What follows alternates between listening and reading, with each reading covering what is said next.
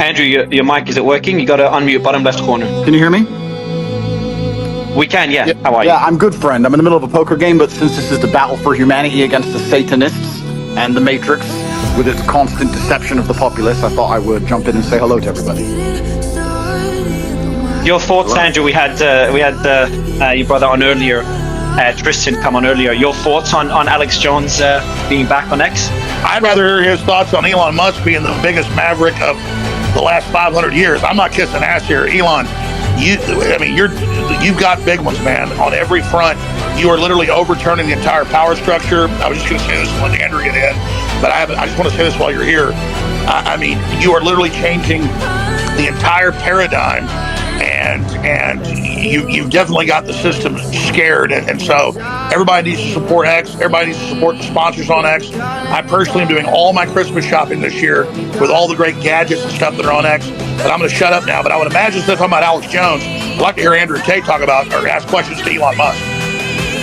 Yeah, well, Alex is certainly a friend of mine. I've known him for a long time, and I'm extremely happy he's back. I've celebrated that publicly, but Alex nailed it. Elon is taking the biggest risk here.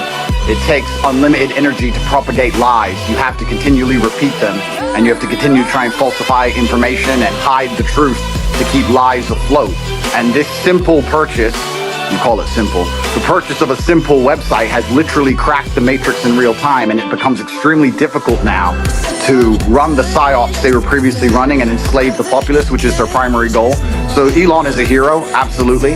And the risks you are taking, Elon, I don't think many people at home actually understand the gravity of the risks you are taking, because your ability to speak freely is heavily leveraged against your insignificance. You're only allowed to speak if nobody listens to you. And if you get big and people start listening, they're going to come at you hard. And I think, I'm not completely versed, but from what I understand, Elon's already suffering the lawfare tactics, which they're going to do. They're going to keep pulling out the hat to try and slow him down or Andrew, let me interrupt before I forget. I don't give him any attention. The same law firm that came after me with these PR firms. You've just dropped out, I think, Alex. Just dropped out? Anyone else? Yeah, I think he got a call. No, you got a call. Yeah, go ahead, Alex. There is a 3-letter agency running this. Not all of them, but let's just say it starts with a C and it ends with an A. Sorry, go ahead, Andrew. Yeah, absolutely. And there's liberal NGOs which will sponsor agents of the Matrix. They'll sponsor females to end up in a house party and then lie to try and then put you in a Romanian jail cell and get you sitting with the cockroaches in a dungeon. And it's a very scary world where you get to a point where you're only trying to tell the truth, and they're going to punish you for that using endless lawfare. And this battle has only just begun, but the Matrix has truly cracked now, and it's going to be extremely hard to lie to us like they did before with X, the way it currently is. And I think it came at exactly the right time. I almost, without trying to sound pessimistic, there was a point where I kind of felt like I was losing hope. You couldn't tell the truth about anything. Everything was a lie.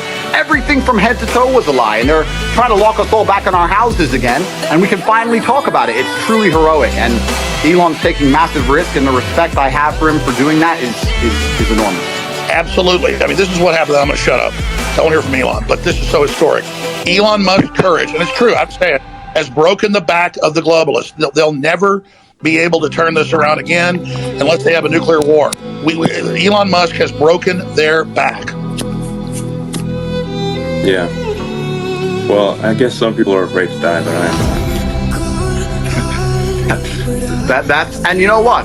It's kind of crazy because I was talking to someone the other day and I was explaining. They were asking about my seizure, how they took all my houses, all my money, all my cars, blah, blah. And I said, you never truly own anything on this earth anyway. You can have a piece of paper that says you own it, but if you piss off the government structures, they just get a judge to stamp a different piece of paper and you no longer own it. The only thing you own is your soul and your integrity. And this is the one thing they cannot take away from you no matter what they do to you. And that is the best feeling on earth. It doesn't matter if you can sell your soul to the devil and repeat what they want you to say, but then you truly own nothing. And yeah, I think that as history books look back on this pivotal moment when X was finally freed and the information of the world could finally be spoken freely, I really do believe we're on the right side of history. And if you were to ask me if there's anything worth dying for, it would be for the freedom of humanity and to be on the right side of history. So I agree with you, absolutely. Yeah, absolutely. I'm just generally in favor of civilization and the furtherance of civilization. And I think we should always be concerned that we can regress as a civilization. And if you study history, you just see the arc of one civilization after another as the civilizations rise and fall through history. We've been in a period of civilization rising very rapidly, but we should be concerned that we may be cresting, we may subside, and there are many times where I get late stage civilization vibes, and I'm just worried that maybe we're cresting as a civilization and perhaps headed for a fall. So, Well, I agree with you because I truly believe, and a lot of people have said this before me, this is not an original idea, but I think as AI and machines and tech increases, a lot of people are going to be deemed useless by the overlords. And then you have to sit and decide, what are they going to do with all these people who have hopes and dreams, and they want healthcare, and they want a garden, and they want a house to live in, and they don't want to be treated like cattle. They're going to become extremely inconvenient. So I don't think many people at home understand that this war cannot be avoided. I've had a lot of people who understand why they threw me in jail in Romania and understood I've done nothing wrong. And they said to me, why do you take up this fight? Why you don't just delete your Twitter and disappear and drive a Ferrari all day? And I explained that this war cannot be avoided. You're either on the front line and you're fighting for something, or you're sitting waiting to die. You're waiting for the Mongol horde to come over the horizon and chop your head off. No, I totally agree. And just to throw this in there, if you read, and Elon, I knew you were doing great work. When I saw you 6 months ago at the World Government Summit, where they're all just saying we're going to make everybody eat bugs and we'll make the decision to put microchips in them, and you said, we don't want a centralized system. We want a diverse system. We want firewalls. And I don't agree with this Tower of Babel you're building. They know that we go through cycles, and they want to artificially create a great reset collapse, in their own words, to make everybody else consolidate power, and they'll have a smaller Type 2 civilization for themselves. And I think you're trying to build a Type 2 civilization, or even a Type 1 civilization, I should say, for all of us. And right. we need to have a debate about going interstellar. We've got to expand or we collapse. And Elon Musk is saying, correct me if I'm wrong, you don't stay in stasis. You either expand or you collapse. Yes, exactly. You either grow or you collapse. You don't. The steady state is basically an impossibility. So you have to pick it. You have to make a choice. Do you want to grow civilization, or do you want to decline and collapse? And because steady state is not stable. So, and I say we grow, and I say we expand, and we have more humans, and we become a multi-planet species and a space-faring civilization, and ultimately be out there among the stars. And I think that is the exciting, inspiring thing for the future, not a declining human civilization that dwindles to nothingness and where humanity dies with a whimper. And that's the bottom line. I think it is the battle of people who believe in humans and humanity and want it to expand against people who are so selfishly going through the earth and so selfishly orientated that they don't care about expanding civilization. They just want to control the humans that are currently here. And Andrew, I totally agree with you. And an arrogance. I totally agree. Let me throw this caveat on it, because I've read the writings of Bill Gates and Klaus Schwab and the Club of Rome. They know we could easily expand. There's plenty of room, hundreds of billions of known galaxies. They know that this is just a seed that's going to not just grow into one giant oak, but an entire forest, an entire universe. And so they want to shut everybody else down because they can't deal with competition from the Elon Musk that come out of the general public. They want a global tyranny so they can direct it and control it so that they direct the expansion. And we can't let that happen because they literally talk about it in Agenda 21, the official UN plan, a 90% world population. So we need to go with the Elon Musk plan. And that's why I tell people that get upset, they go, Elon Musk is involved in every advancing technology. The globalists are pushing that too.